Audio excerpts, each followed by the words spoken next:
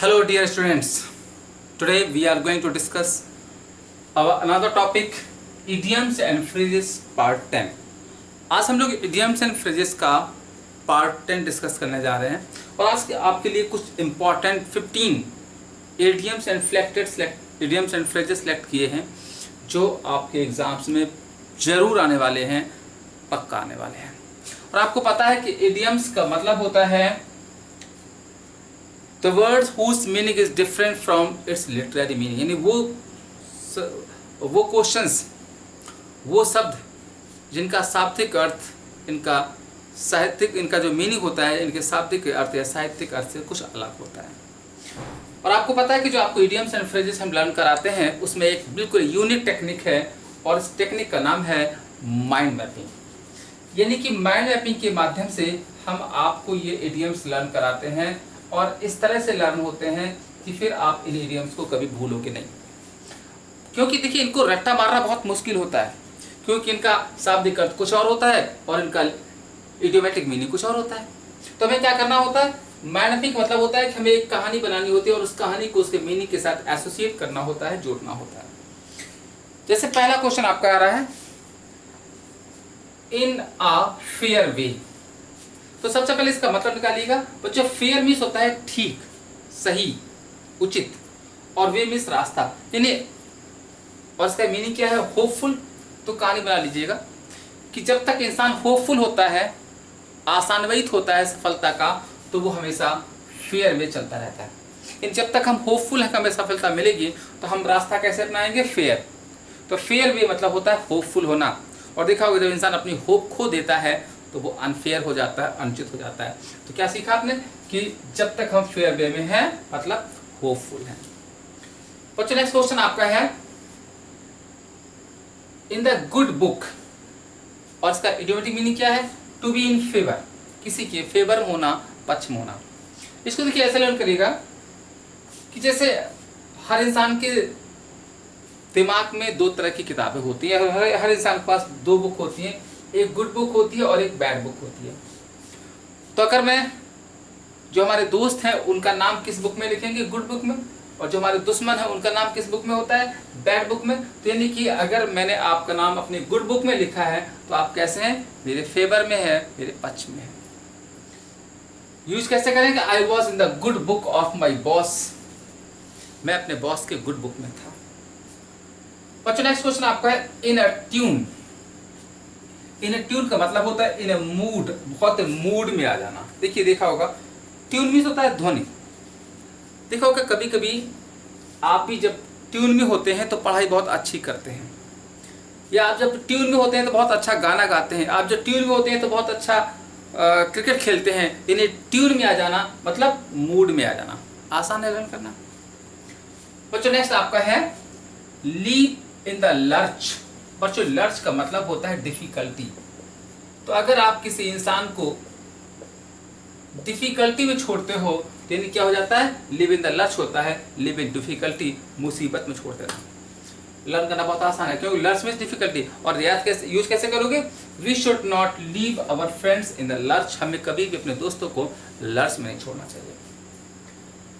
अगला है, इन्स and outs. मतलब होता है सीक्रेट्स, रहस्य।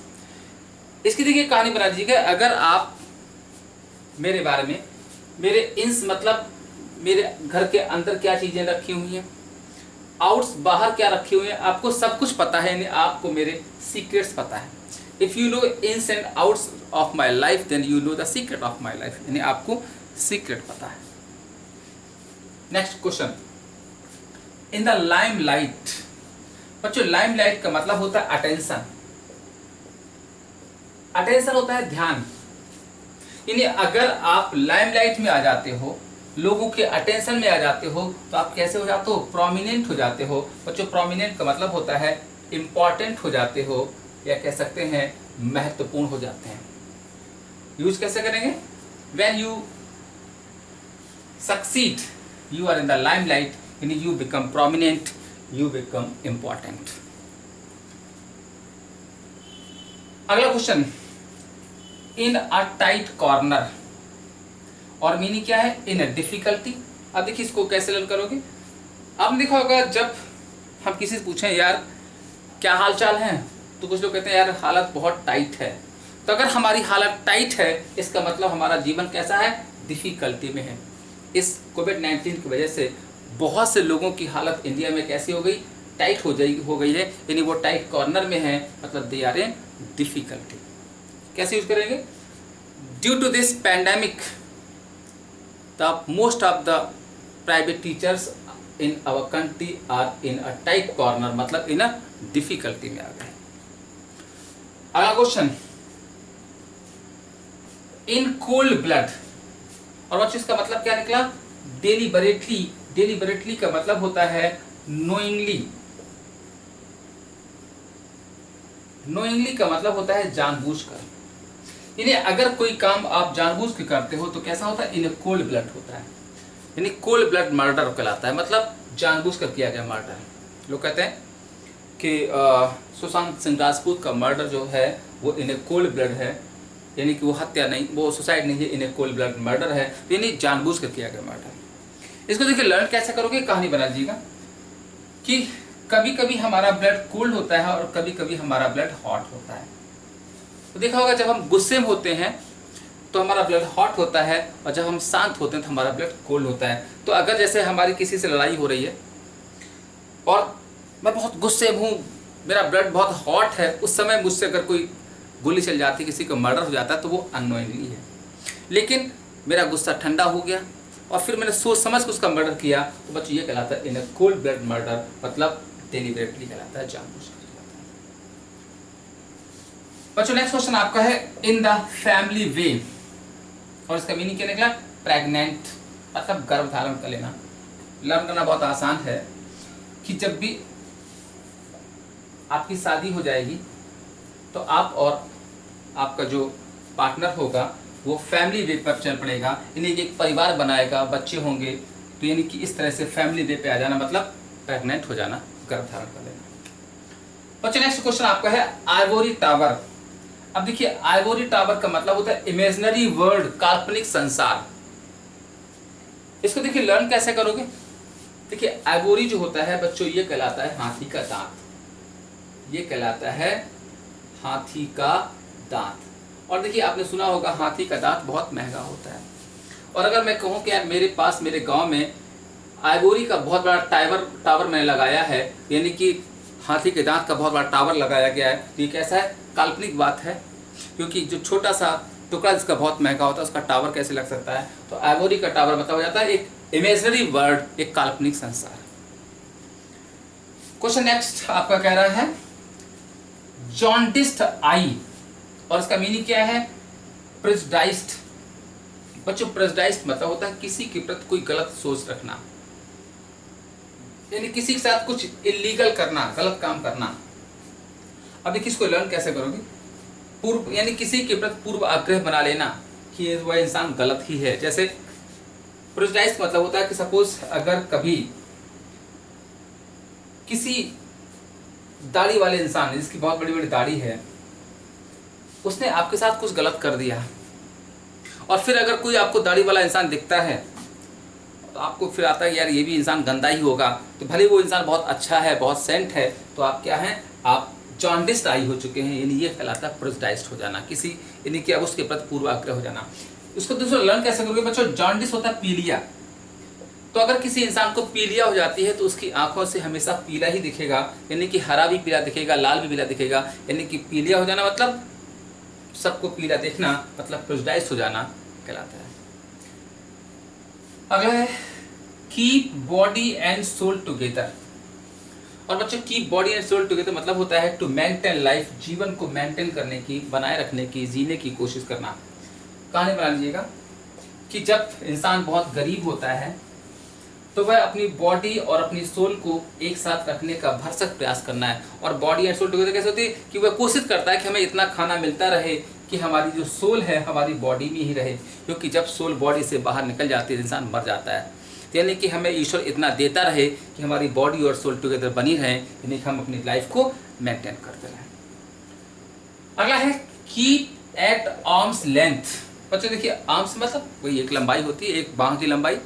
और अगर हम किसी इंसान को एक बाह या 2 गज की दूरी पर रखते हैं तो मतलब होता है टू कीप एट डिस्टेंस, दूरी बनाए रखना। अब देखिए इस समय आपको पता है कोरोना वायरस की वजह से आपसे कहा जाता है कि 2 गज की दूरी होनी चाहिए, यानी कि यानी हमें क्या करना चाहिए, we should keep our self arms length, यानी हमें अपने आप को आर्म्स लेंथ रखना है, 2 गज की दूरी पे रखना है।